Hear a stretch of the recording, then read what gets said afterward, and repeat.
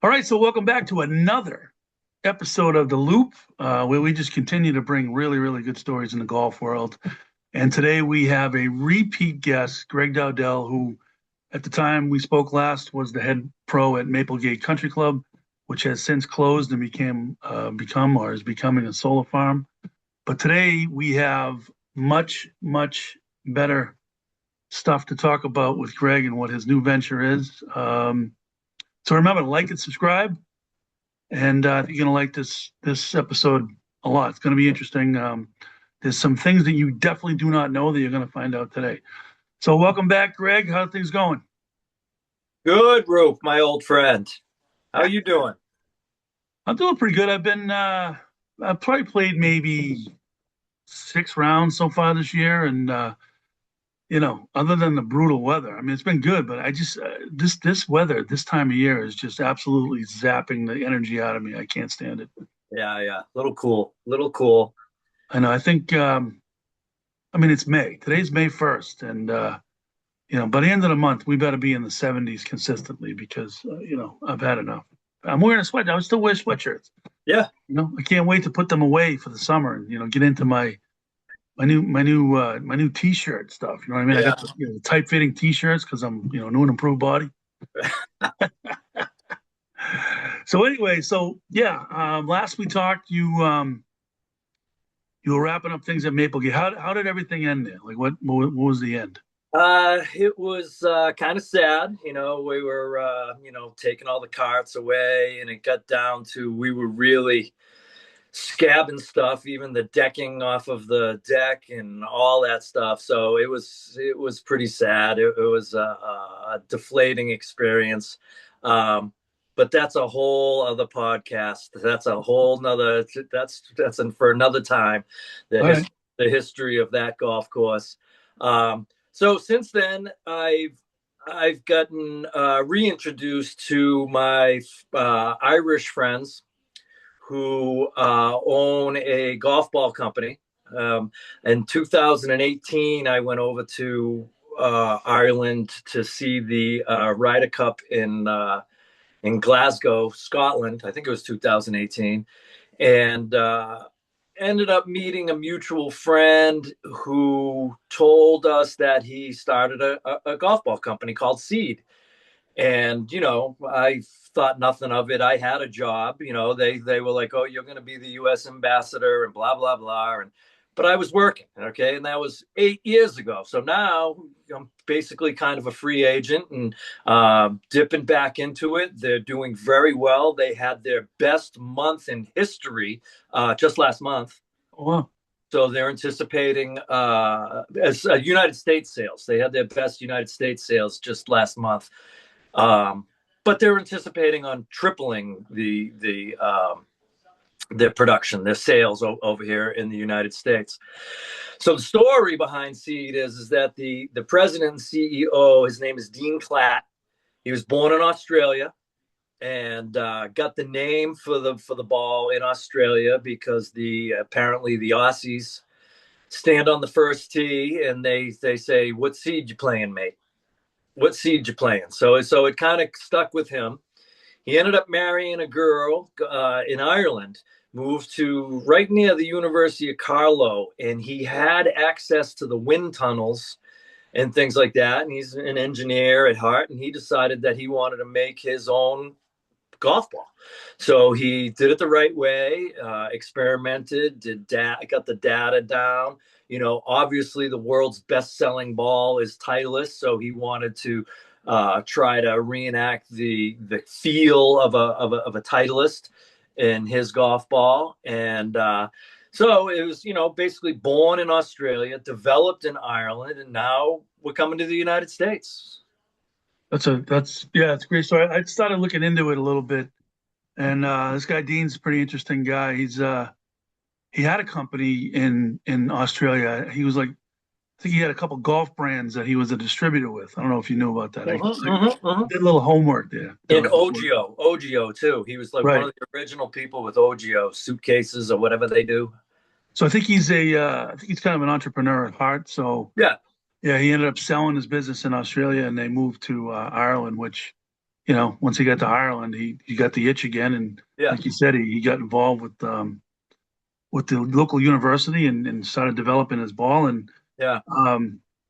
you were nice enough to give me uh, some balls the other day, and I played on Tuesday night, and I enjoyed the ball. I really did. I liked the feel. I liked it's got action. It's weird. It's got action. You know what I Yep. mean? Yep. Like it's definitely different than your typical like your Callaway or your Srixon and things Right. like that. I mean, I do play the Pro V1. I mean, maybe you get used to whatever, um, but I did like the action of the seed. I liked the way it felt. It was good. It felt like, and I'm not just saying this because you're here or whatever, but Yeah. it felt like it was kind of explosive off the face, but it also felt very responsive around the greens. That is true. And I was, it's funny. I only played 9 holes, and I played it through 8 holes, and I put it back in my bag. And I said, he's like, "What are you doing?" I said, "I don't want to lose it." That's what I was thinking too. I don't want to lose it. So yeah, so it's still back in the bag. So I didn't lose it. So, but I do want to get some more balls from you. I think Yeah. I think it's a great story. I mean, I love stuff like this. It Yeah. seems like if people go into now, it's in the U.S. It's I think it's the seedgolf.co, not com, but .co is the Yeah. is Yeah. the website, and I think I think people should check it out because it's not your typical. What I like about it is the golf landscape, especially like the Titleists and all these TaylorMades and all that stuff. They're Mhm. pretty old school in terms of like they're traditional and they are. Yeah, I mean they're the best brands in the game by far. But Seed comes at it with a different angle, and people should definitely check it out. It's more, I'd say, modern. The way they do it. Their ambassador is a speed golfer. Yes. Um, and he's kind of a crazy looking guy. He's Irish, Yeah. and yeah, they make commercials with him and stuff, and Yeah. he's kind of a crazy guy. There's a YouTube episode with him, and actually Greg Platt, where he's interviewing him, and it's just a different thing, and it's really when you have something different that's interesting, and then you have a product to back it up. Yeah. That it becomes very very intriguing, so that a guy like me, like I've already reached out. I've reached out to Seed, just saying, Yeah. hey, look, I got this small podcast, and I would love, to spread your brand and get the word out there to the people that listen to my stuff. But along the way with this Loop podcast, I've met my contacts. It's been incredible. Like, the golf world is very inviting. Yeah. Yeah, I've been lucky that way. Like, I reached out to Trey Wingo, um, who was with ESPN forever and stuff. And you would think like, reaching out, a guy like me reaching out to Trey Wingo, you would get kind of laughed at, or he wouldn't even respond, right?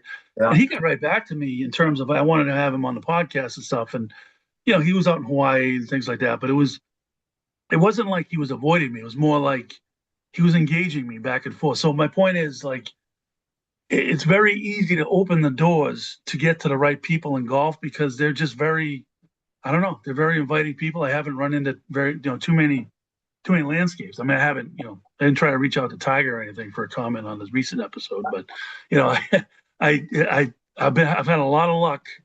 I mean, I have a Corn Ferry Tour caddy that I go back and forth with all the time. I mean, that guy has access to, top-notch players that, if we wanted to get engaged with him and say, look, once you have these guys, just, play with this thing on the range and see how it responds and things like that. Like, I bet he'd be open to it, Yeah. So there's a lot of different avenues that can be explored with the connections that, I've made through this podcast and, Mhm. working with you and stuff like that. I'm excited. I mean, my hair might start growing again a little bit, Next thing I'm gonna look like you. Well, so the golf pro thing, we've been customer direct. Seed has been customer direct. The only way you can get a Seed golf ball is by ordering online, getting it shipped from Ireland, and so now they want to go business to business. And in the golf pro business and the golf pros contracts generally, they get the proceeds from the pro shop. And so there's no margin on a Titleist, a dozen Titleist. I think they pay $55 for a dozen Titleist, and they turn around and sell it for 65, and they make $10. So the seed golf balls are $25 wholesale and $40 for retail. So would people, if you're going to get the same feel out of a ball, why not pay $40 and not 65? Especially for the general player. Okay, so that's what's appealing also to the golf pro. They want something unique in their shop, and they want to sell it. See, everybody plays a Titleist, but there are golfers out there who want something unique and affordable. Yes.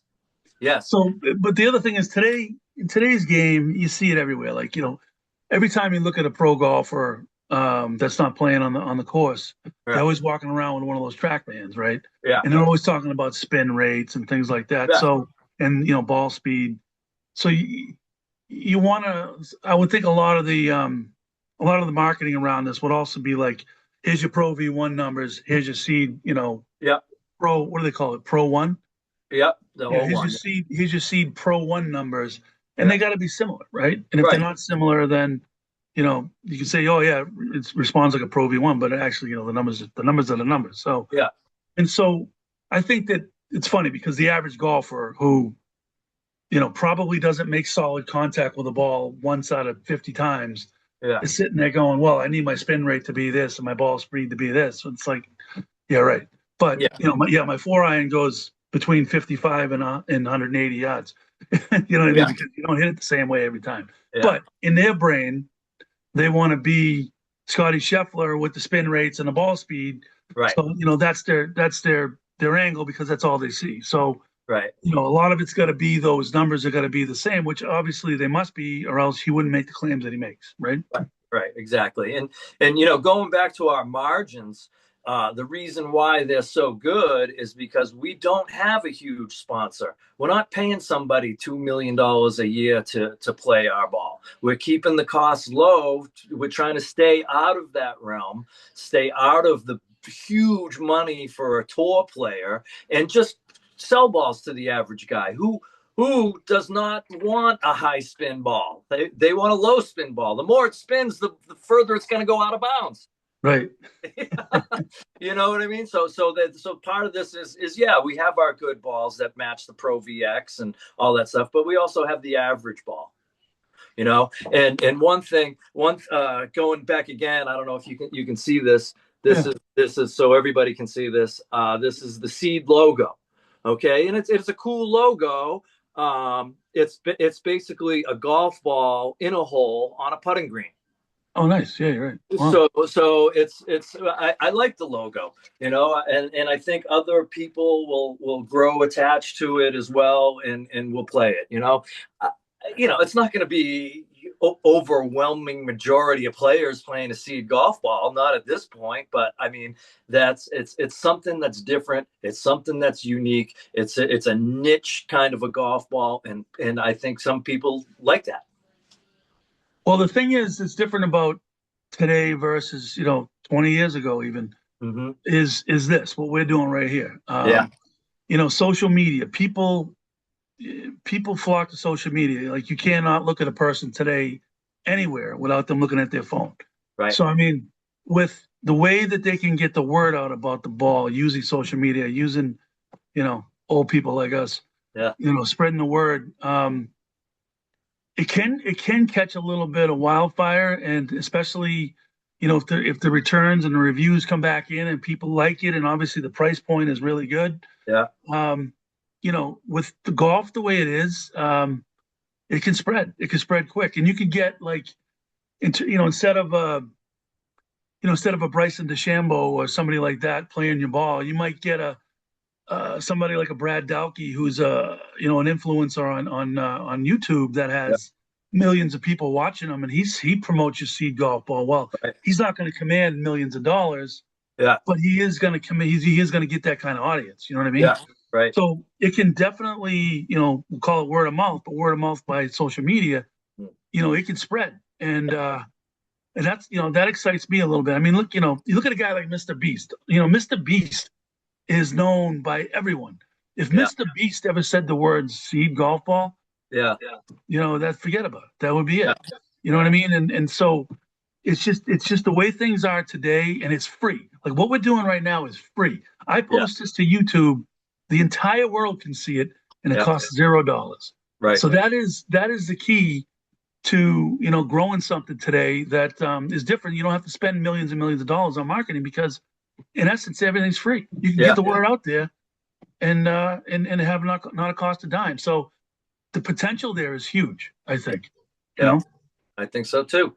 Yeah. So I'm as you can tell, I'm excited about it. Like you get the juices going here, those. Like I got one foot in the retirement drawer, but I mean, how cool would it be to retire and have your job be spread the word about golf ball? What does that mean? It means I'm going to be driving around or flying around, talking to different people at golf courses, playing golf, and talking about a golf ball. I mean, that would be sounds like retirement where you're getting paid, right? That's right. So I don't know. I mean, I think there's a bunch of people that are out there that just can just embrace this thing and really spread the word, and especially like I said, like I played it one round. I'm gonna continue to play it. Yeah. And everywhere I go, I guarantee you people are gonna be like, "What is that? And what's that? What's that?" So, hey, here's a sleeve. Try them out. And yeah, it'll be good. I'm looking forward to seeing where it goes. And so I'm excited. I don't know why I'm excited, but I am. It's something new to look forward to. And like I said, it's because it's even like Strixon or Vice and stuff. It's like because there's no juice around it. You know what I mean? This seed golf ball's got juice. If you look into it, there's juice. There's a guy with an idea that said, you know what? Why get ripped off? Why pay premium price for something that you don't have to? You know what I mean? Right. And I think that's got a loud message that people will embrace. Especially at $5 a gallon. You know what I mean? They're gonna want to save money somewhere. That's right. That's right. And we're also kind of staying away from, clubs, golf clubs, bags, all shirts, that sort of stuff. We're just concentrating on golf balls right now. It's as somebody that's going to walk into the pro shop, I'm not going to go in with demo clubs and all that stuff. It's golf balls. It's the only thing. We're focusing on that right now. And I think that's what's going to keep our prices down as well if we don't get lost in merchandise. Yeah.